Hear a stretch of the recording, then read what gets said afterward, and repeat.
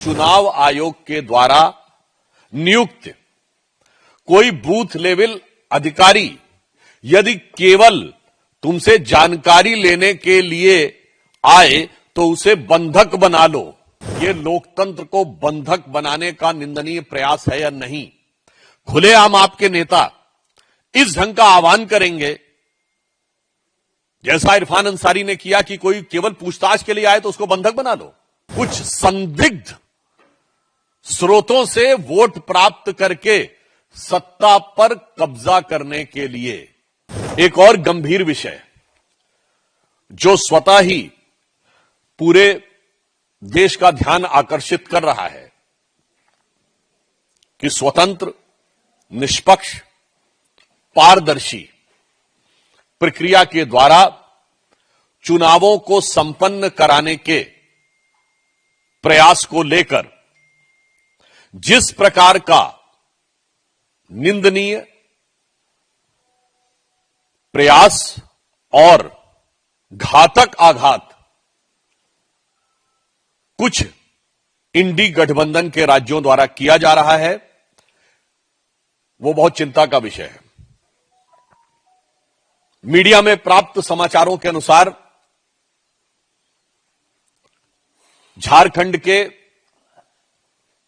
एक मंत्री इरफान अंसारी यह पब्लिकली बोलते हैं कि यदि कोई बूथ लेवल ऑफिसर अर्थात चुनाव आयोग के द्वारा नियुक्त कोई बूथ लेवल अधिकारी यदि केवल तुमसे जानकारी लेने के लिए आए तो उसे बंधक बना लो।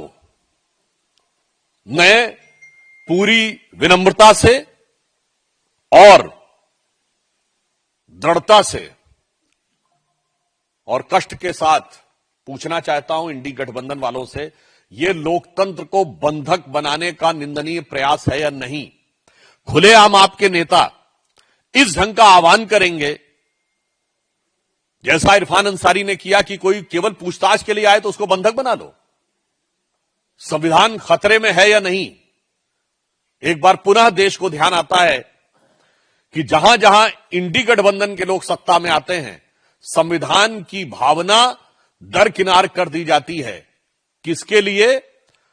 कुछ संदिग्ध स्रोतों से वोट प्राप्त करके सत्ता पर कब्जा करने के लिए। दूसरा उदाहरण पश्चिम बंगाल में जो मीडिया में प्राप्त समाचारों के अनुसार उससे भी अधिक गंभीर और यह खतरनाक विषय आता है कि वहां तृणमूल कांग्रेस के एक बूथ लेवल एजेंट जमीरुल इस्लाम मुल्ला पर यह आरोप लगता है कि वो सीधे बूथ लेवल अधिकारी को फोन पर धमका रहे हैं और मीडिया में इस प्रकार का न सिर्फ विषय बल्कि बहुत सारी चीजें भी पब्लिक डोमेन में अवेलेबल हो रही हैं जिनमें कथित रूप से उनके द्वारा धमकाए जाने की वीडियो और आवाज भी अवेलेबल है। हम देश के सामने यह पूछना चाहते हैं कि यह परिस्थिति क्यों उत्पन्न हो रही है? यह परिस्थिति क्या इसलिए नहीं उत्पन्न हो रही है कि यदि केंद्र में स्वयं नेता प्रतिपक्ष सीधे इस चुनावी मतदाता सूची के संशोधन पर अनर्गल निराधार आरोप लगाएंगे और पश्चिम बंगाल की मुख्यमंत्री उसके ऊपर निराधार आरोप तो छोड़िए परोक्ष रूप से भड़काने वाले बयान देंगी, और ये दोनों ही लोग संवैधानिक पदों पे बैठे हैं। एक नेता प्रतिपक्ष है और एक राज्य की मुख्यमंत्री हैं, और उसके बाद इस ढंग की बात कहना यह साफ दर्शाता है कि संवैधानिक व्यवस्था चुनाव को पारदर्शी रूप से होने देने के प्रयास में सबसे बड़ी बाधा अगर कोई है तो यह इंडी गठबंधन के दल है।